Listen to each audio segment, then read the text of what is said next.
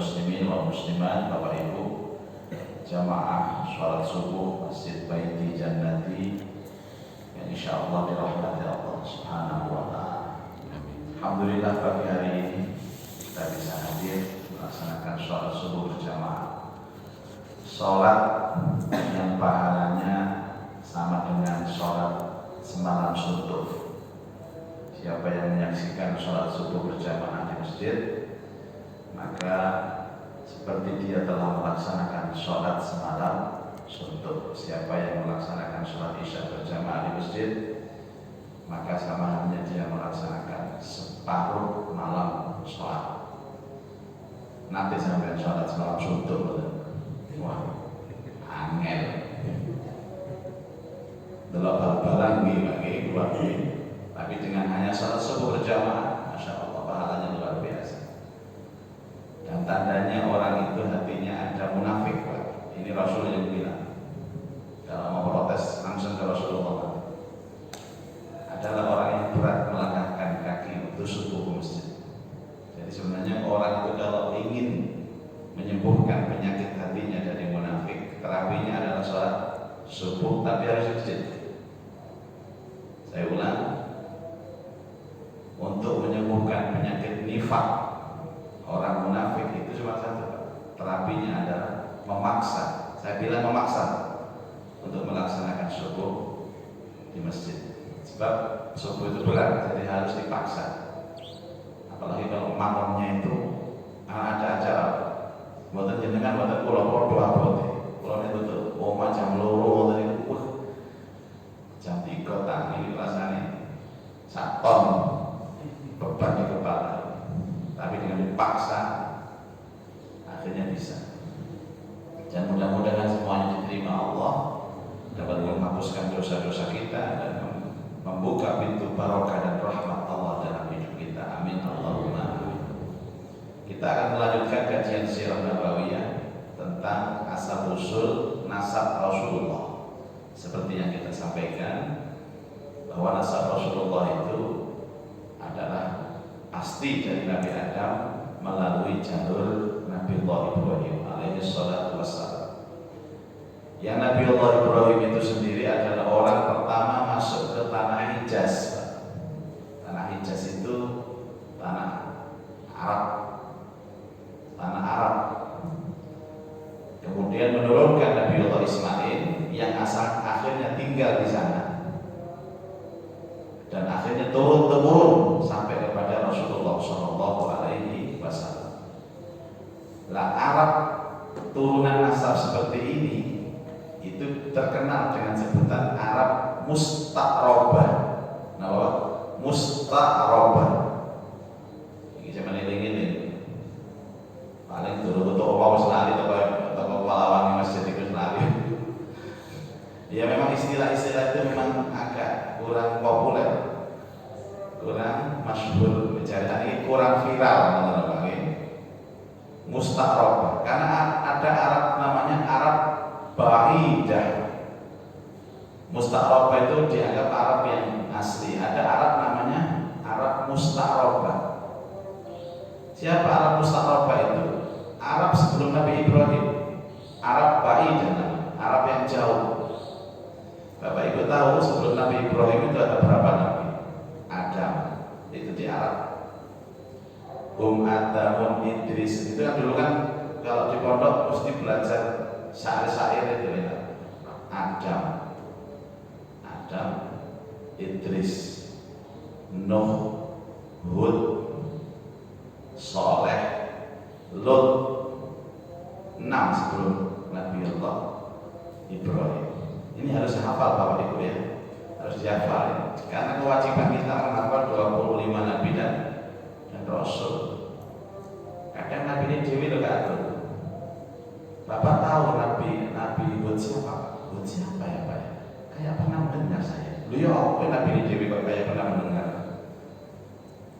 25 Nabi itu dalam kaidah kita iman kepada Nabi dan Rasul, kan ada iman kepada Allah, kepada malaikat, kepada kitab, kepada Nabi dan Rasul, hari akhir, qada qadarnya Allah, baik buruknya dari Allah.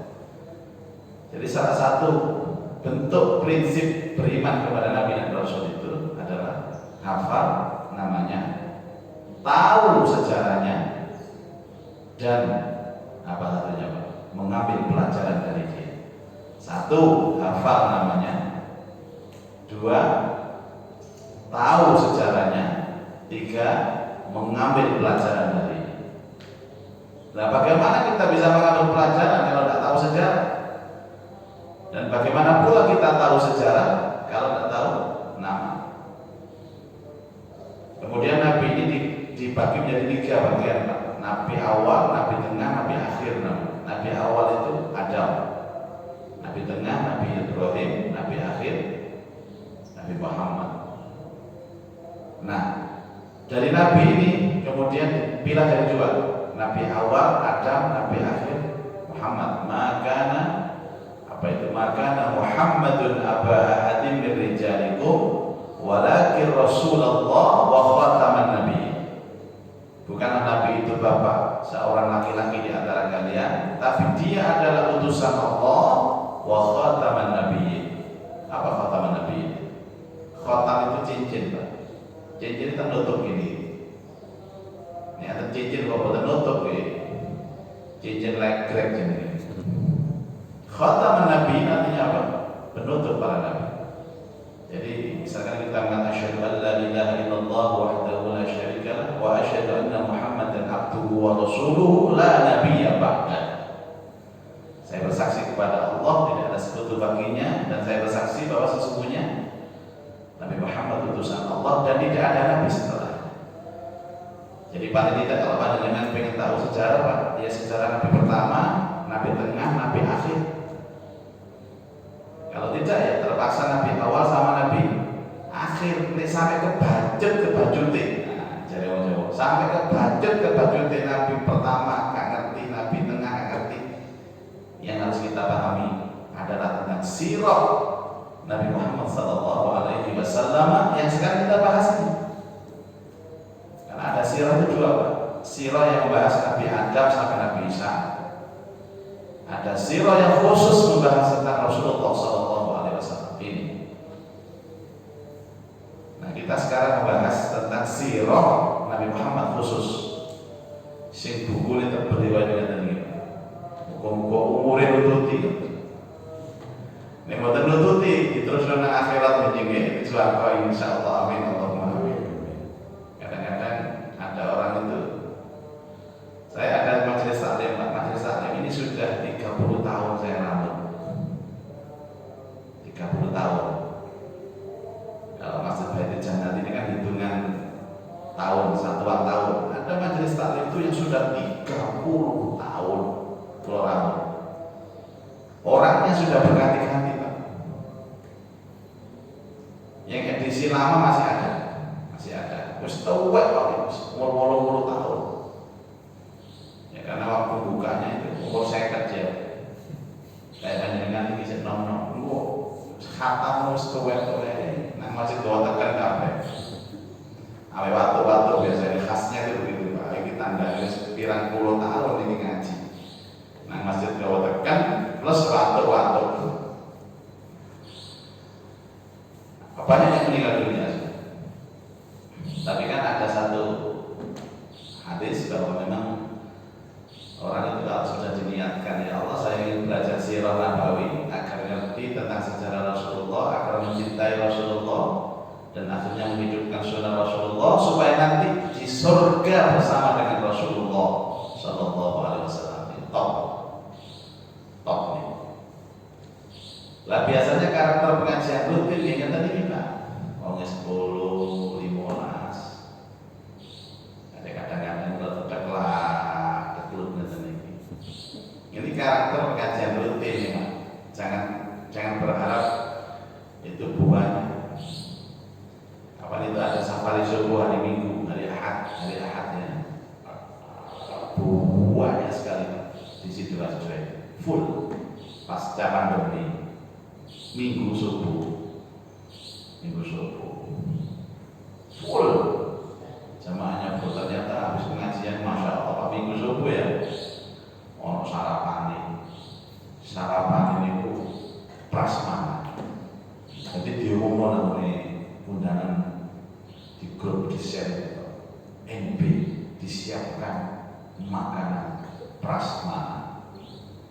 menu ini ditulis bisa sop, soto, rawon. Setelah acara sarapan, cek kesehatan gratis. Orang sing teko iku gak sholat, cek tok. Baca tadi ngomong gitu. Terus saya tanya, apakah pengajian rutin? Ada pengajian rutinnya Pak? Ada Pak. Hari apa? Hampir tiap hari ada.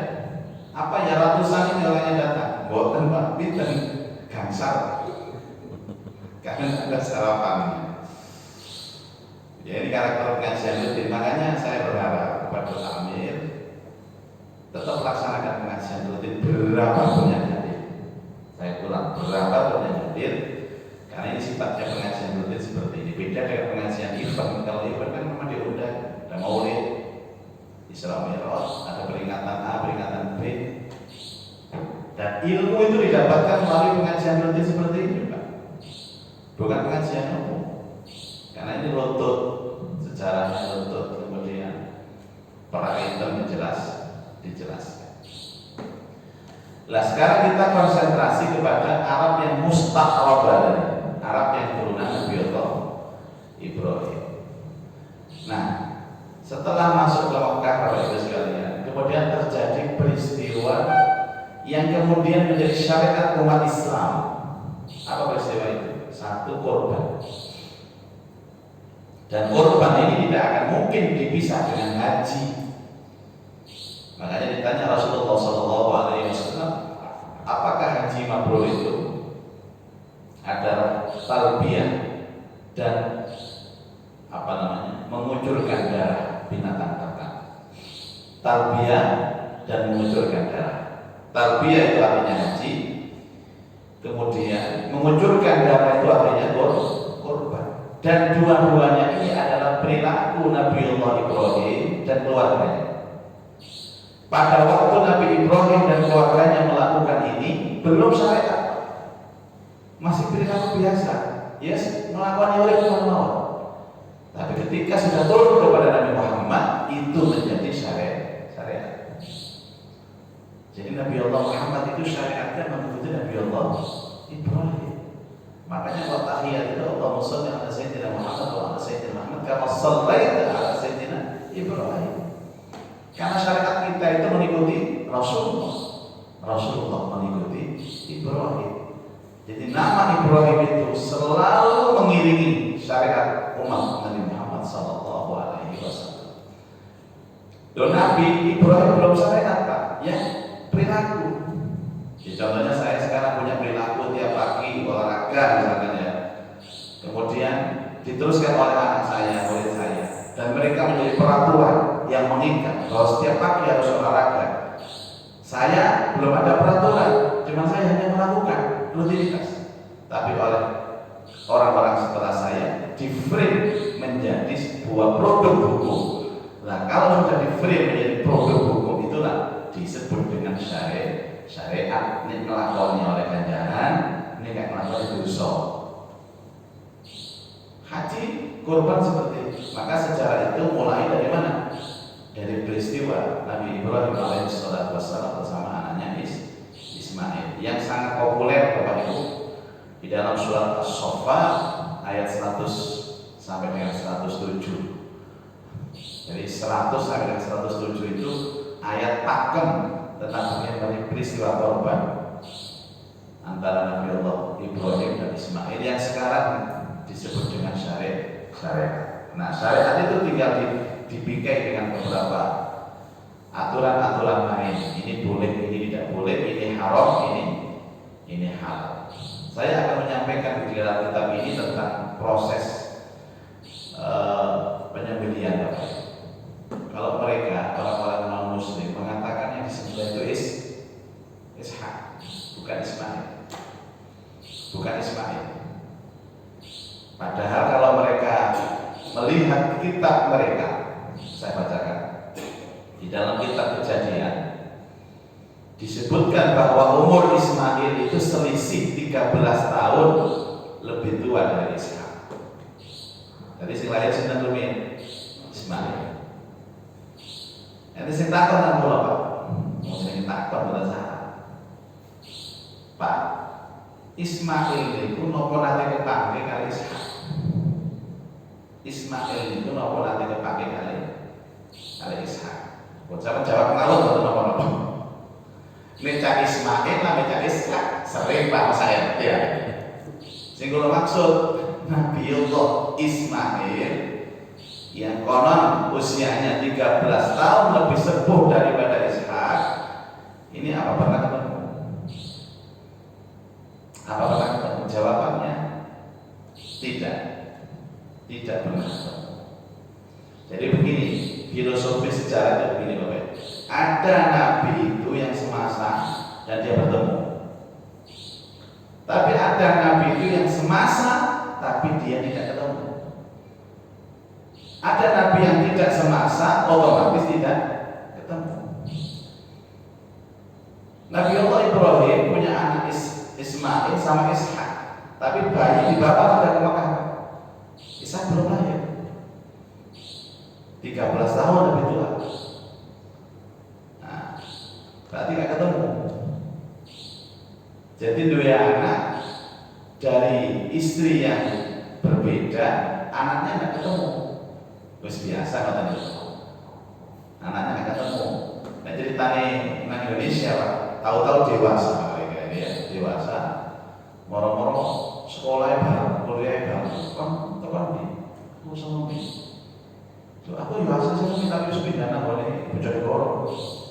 Bapak bocor jauh. Anak, lu kok anak bisa enggak? Ternyata dari bapak yang sama. Cuma sampai akhir Nabi Allah Ismail tidak ketemu Ishak. Kenapa Pak? Karena Ismail itu tidak pernah hijrah kecuali hanya di Mekah. Sementara Ishak tidak pernah pindah kecuali di Palestina, di kota Hebron.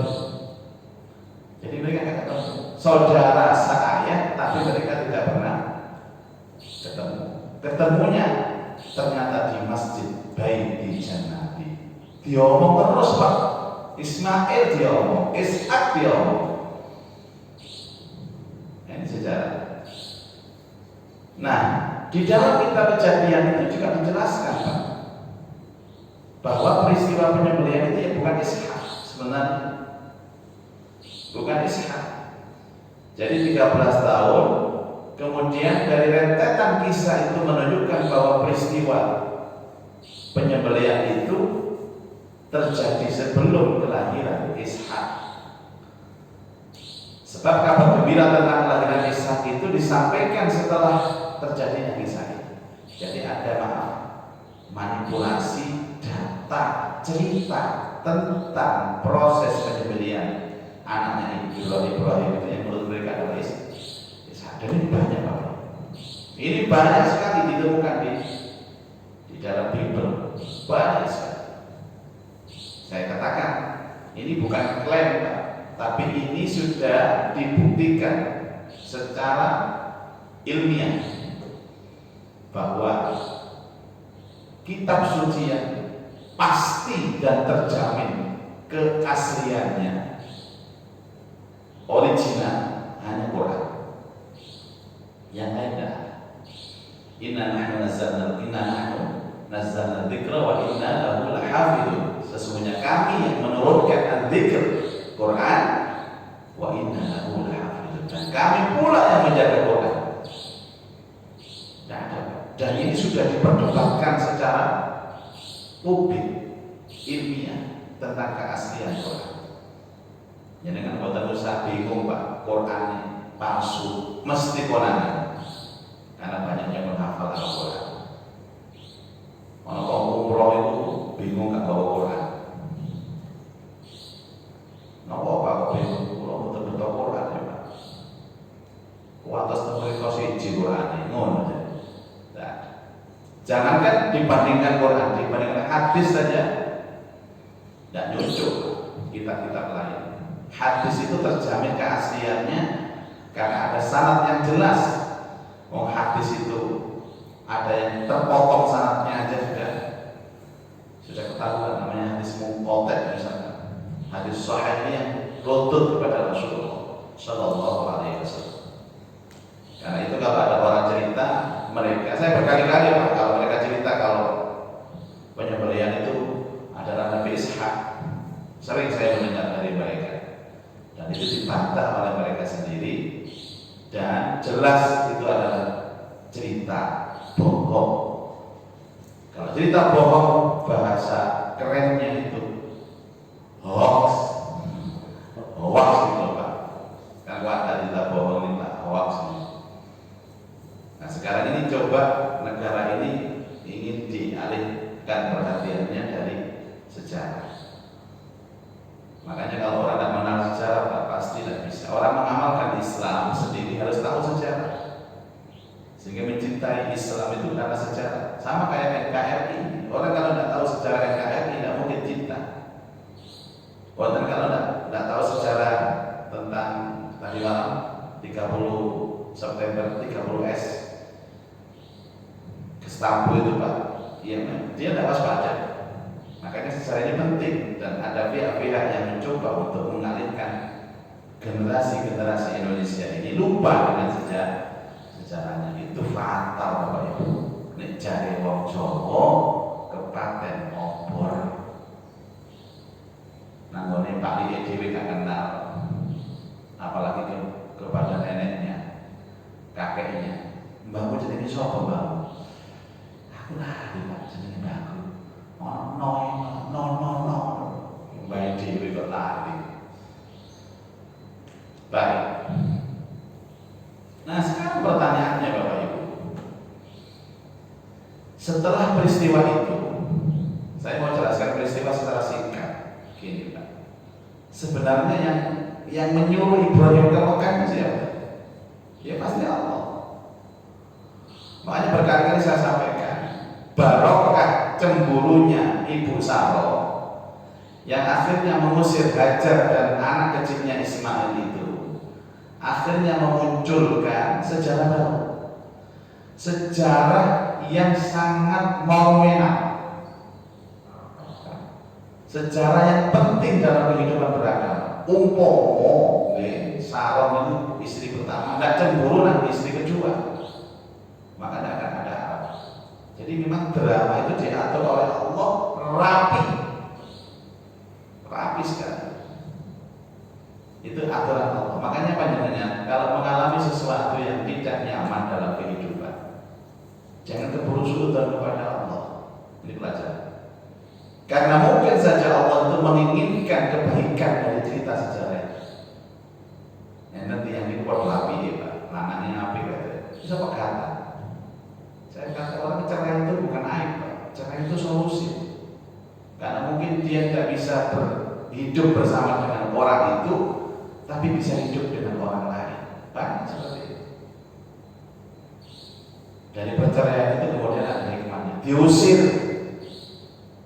Dulu yang ke sama ngomong limo, tukar terusir. Akhirnya dia hijrah, pindah ke satu tempat, dan di tempat itu dia membuka kehidupan yang baru, jauh lebih baik dari kehidupan sebelumnya. Makanya yang penting hidup itu Pak, hati-hati, cara hidupnya baik, sering tawakal kepada Allah. 3 itu saja Pak, kalau saya mikir enggak.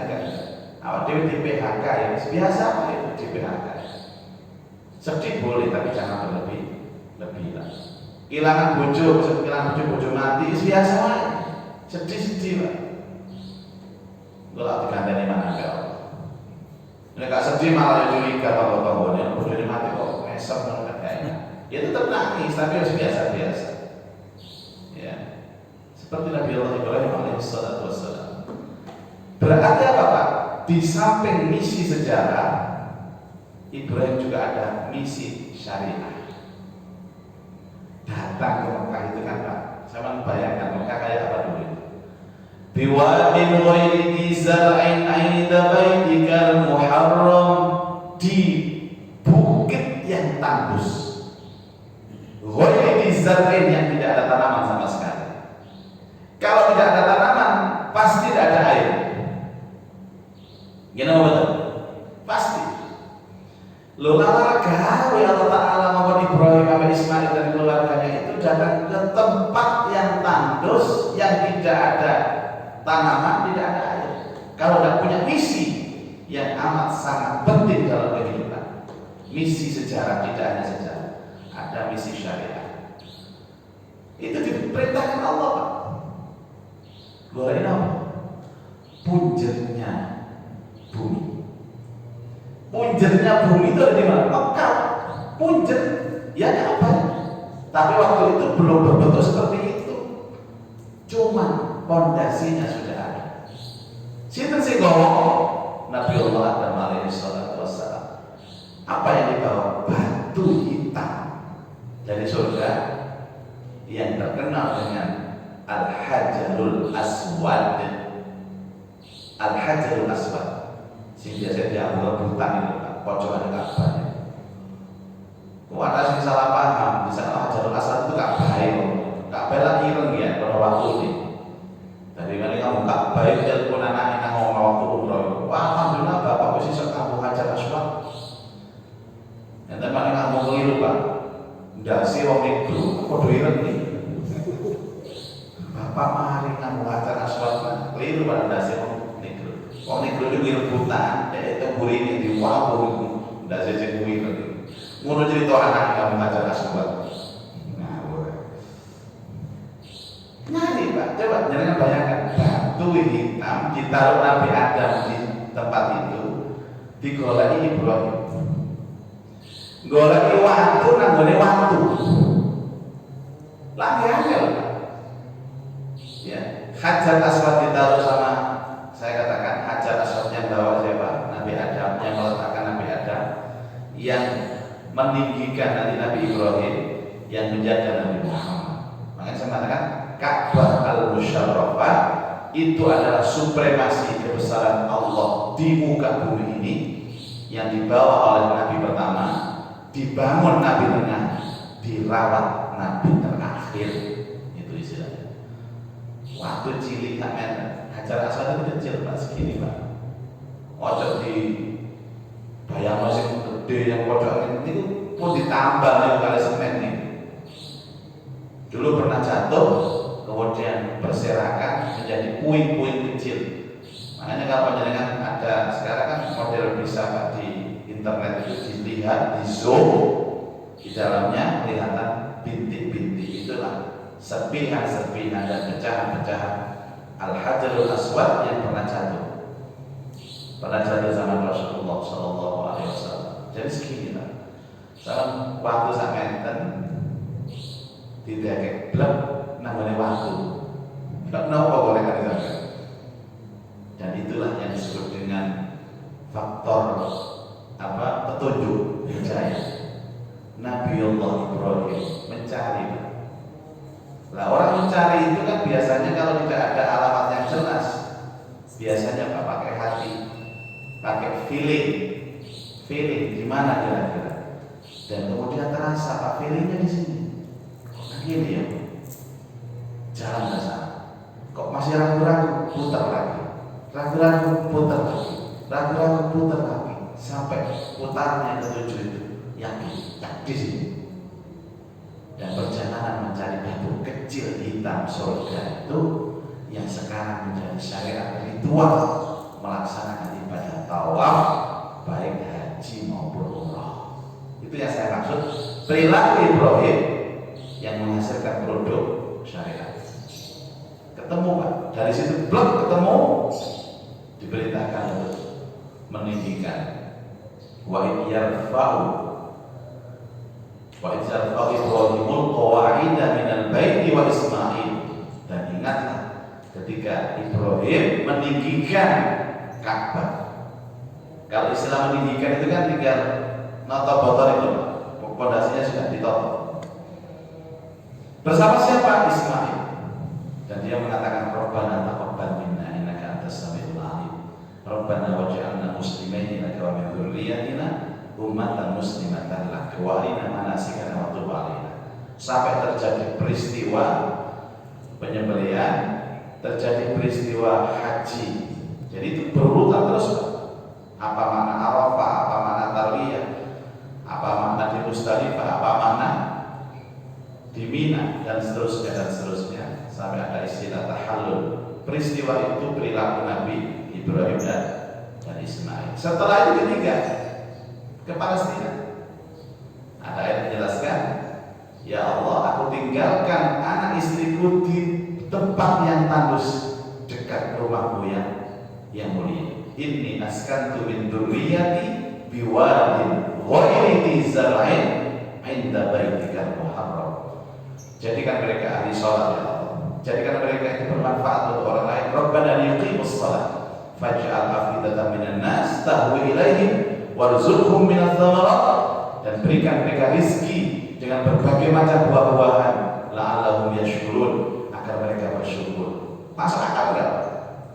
Ibrahim itu berdoa di bukit tandus kering, tidak ada air, jalur buah-buahan. Kok dongan Ibrahim itu nanggone malah cocok. Tanya Indonesia. Loh, saya bilang, makanya jangan pernah nisbatkan doa pada kondisi. Loh Pak, samanya masa isa doa kayak ngono? Semua bisa Pak dengan doa. Misalnya orang lanang ya wajah kata gandang, kata gandang. Maksudnya gelek atau masih dulu. Terus seneng wedok, payu. Doa ya Allah, kok satu jodohnya di ya Allah. Allah percuma, gak mungkin. Orang yang orang ini barang itu Pak sekarang. Jangan. Masih ada kesempatan bisa. Buktinya Ibrahim alaihissalam dan doanya dua. Doa khusus untuk anak istrinya. Tadi ada doa untuk semua penghuni Mekah. Rabbi ij'al hadza baladan amin. Ya Allah, jadikan negeri ini aman. Warzuq ahlahu minadh thamarat, dan berikan rezeki penduduknya dengan berbagai macam buah-buahan. Penduduk tadi spesifik keluarga, ini penduduk. Enggak masuk akal Pak. Tapi dengan tahu yang pernah umroh, sekarang datang ke Mekah, buah-buah ini komplit. Ngono kuwi opo? Tak percaya ya. Akhirnya sing elek kok jodoh. Yo, ini kita lihat ini ya kan. Dilarang, elek kok dilarang. Itu ceritanya. Saya kira sampai di sini. Nah, ini terakhir Bapak Ibu sekalian. Nah, kemudian apakah Ibrahim pernah balik ke Mekah setelah ditinggal? Ada riwayat 3 kali, ada riwayat 4 kali. Cuman kalau saya melihat beberapa kitab sirah, itu Ibrahim datang ke Mekah itu 3 kali. Pertama, datang mengantar anak istrinya, balik lagi. Kedua, kembali. Kembalinya ini, ternyata istrinya sudah meninggal, Hajar sudah meninggal. Ya kalau kabar atau WA, kabar atau telepon. Yang kedua sudah meninggal. Tapi yang ketiga, kemudian Ismail sudah menikah. Nah, menikah ini kemudian dapat istri yang jahat Pak. Jadi ceritanya Nabi Ibrahim itu datang, tidak ketemu sama, ini saya ceritakan dari kitab ini, tidak ketemu sama Ismail, ketemu istrinya. Wis dalam belakang hati, gak sopan kalau tua ini. Pak tua ini siapa? Pak tua ini siapa? Saya bapaknya Ismail. Mau tua aku ini. Lu saya mau tua aku tidak. Bapak, tua mau tua. Akhirnya dia berkeluh kesah tentang rumah tangga. Ismail tidak ada di rumah. Dari kedatangan yang kedua ini boleh ketemu Ismail. Sampai akhirnya, ya mak duwe mantu kok mau cerita elek tok nang Ismail. Akhirnya pamit. Wis aku tak pamit. Enggak ketemu Ismail. Tapi tolong sampaikan kepada Ismail agar dia mengganti palang pintunya. Enggak paham itu. Maksudnya kalau megat gitu. Suruh menceraikan. Balik lagi. Dan betul, ternyata datang lagi sudah bercerai. Dan ketemu, yang terakhir itu ketemu. Pesannya apa? Tolong dikuatkan, dijaga palang pintunya. Pernikahan yang kedua inilah kemudian langgeng sampai nanti menurunkan turunan asal Rasulullah, Bani Kinana sampai Adnan, sampai kemudian Bani Hashim, sampai kemudian kepada Rasulullah SAW, sehingga Nabiullah Muhammad itu lahir turunan Ibrahim melalui Ismail, bukan dari istri pertama, tapi istri sambung istrinya yang kedua. Coba lihat sejarah ini, Pak. Nggak tahu, siapa tahu ya. Makanya istri itu jangan satu, jadi biar ada sejarahnya gitu. Maaf ibu, bukan menyuruh, bukan, tapi hanya memberi semangat saja kepada bapak-bapak biar tidak perlu. Saya kira itu bapak ibu, mudah-mudahan ada ilmu yang manfaat yang kita terima pagi hari ini. Insyaallah kita lanjut dalam kesempatan akan datang. Bismillahirrahmanirrahim. Subhanakallahumma wa bihamdika, asyhadu an la ilaha illa anta, astaghfiruka wa atubu ilaik. Wa afu minkum. Assalamualaikum